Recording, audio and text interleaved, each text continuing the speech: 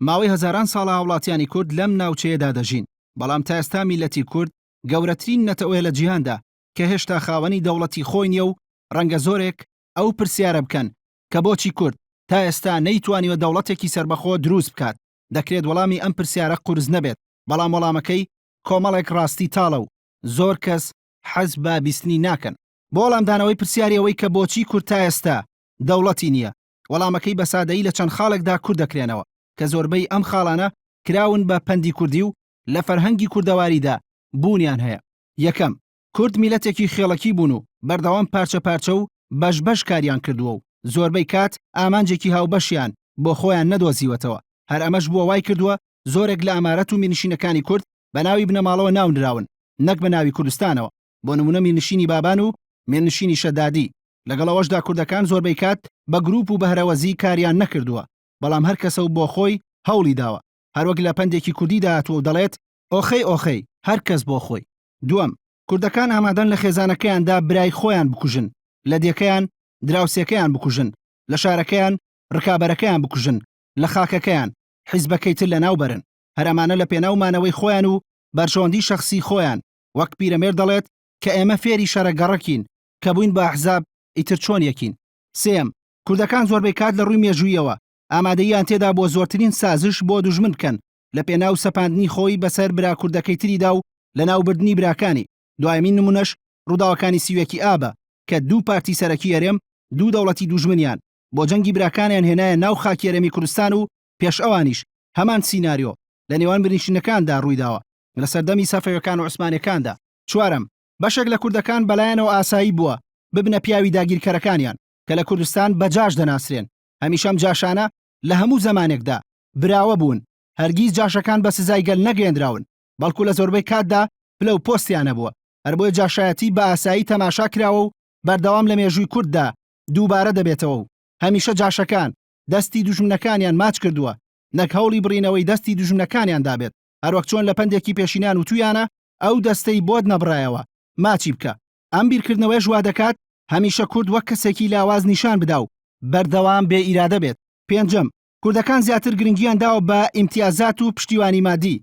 هەر کاتێک باری ئابووریان خراپ بوو بێت خۆڕاگر نەبوون، بەڵکو پەنایان بردووە بۆ بێگانە و وازیان لە ویستی دروستکردنی دەوڵەتی خۆیان هێناوە و سەرکردە و پێشڕەوەکانیان هەمیشە هەوڵی خۆشگوزەرانی خۆیان داوە و بیریان لە بەرژەوەندی گشتی نەکردوێتەوە. وەکو چۆن لە دوای ساڵی 2003 بەرپرسانی هەرێم ڕوویان کردەوە بەغدا و ئەو دەرفەتیان نەقۆستەوە بۆ ڕاگەاندنی دەوڵەتی کوردی. ئەمەڵوێستەی بەرپرسانی هەرێم لە یاداشتی بەشێک لە بەرپرسانی باڵای ئەمریکا بەسەر سوڕمانەوە باز دەکرێ و لە ئێستاشدا هێندەی حیزبەکان هەوڵی ڕازیکردنی دڵی ئێران و تورکیا و وڵاتانی تر دەدەن، بە هیچ شێوەیەک بە جددی هەوڵی دروستکردنی دەوڵەتی کوردی نادەن. شەشەم، کوردەکان هیچ کات پلانی درێژخایەنیان نەبووە، بەڵکو هەمیشە نزیکبین بوون و نەک دووربین. بۆ نمونە هەرەسی شۆڕشە کوردیەکان لە هەر چوار پارچەی کوردستان و گرەوکردن لەسەر یەک دەوڵەت بە تەنها لە مێژووی کورددا چەند بارە بۆتەوە و دوامینیشیان هەرەسی شۆڕشی کوردی بوو لە ساڵی 1975دا.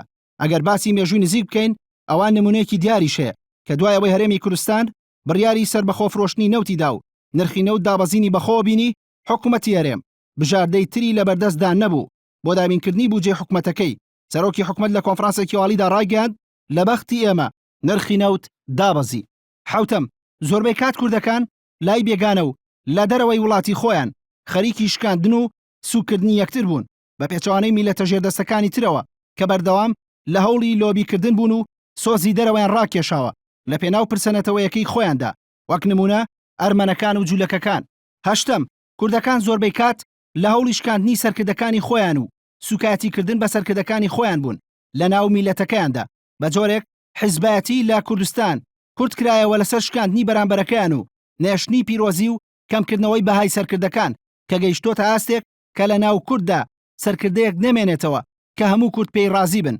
تاوەکو ئێستاش بەشێک لە میدیا حیزبەکانی هەرێمی کوردستان ڕۆحی دوژمنایەتی و سوکاتیکردن بە سەرکردەکان زیندوو دەکەنەوە. نۆیەم، بەهۆی هەوڵەکانی دوژمن لەسەر تاکی کورد بەردەوام هاوڵاتیانی کورد متمانەیان بە خۆیان لاواز بووە و زۆربەی کات خەڵکانی تریان لە خۆیان بە باشتر زانیوە و بە چاوێکی کەمترەوە خۆیان هەڵسەنگاندووە و سەیری خۆیانیان کردووە بە پێچەوانەی میلەتانی دنیاوە کە بەردەوام شانازی دەکەن بە خۆیان و مێژووی خۆیانەوە. پێدەچێت زۆر هۆکار هەبن بۆ نەگەیشتنی کورد بە دەوڵەتێکی سربەخۆ، پێدەچێت هەندێک بڕوایان وابێت کە هۆکارەکان تەنها دەرەکین، یاخود بڵێن بەخت یاوەرمان نەبووە، یاخود هەر بیانوێکی تر بخەنە ڕوو سەبارەت بە مەسەلەی نەبوونی دەوڵەت.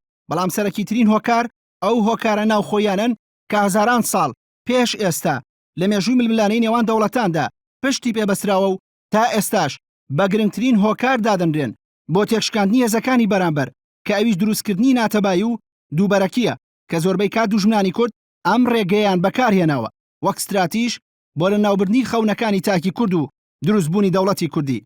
بۆیە لە ئێستادا پرسیارەکە ئەوەیە، ئایا کورد دەتوانێت قەدەری خۆی بگۆڕێت؟ ئایا دەتوانێت جیاواز بیر بکاتەوە و خۆی لە گرێکوێرەی مێژوو ڕزگار بکات، یاخود بەردەوام گرە و لەسەر ئەو حیزبە کوردیانە دەکات کە فێری دووبەرەکی و ناتەباییان دەکەن و بەردەوام ڕازین بە بەشی خۆیان بۆ لە ناوبردن و شکاندنی برا کوردەکانی خۆیان.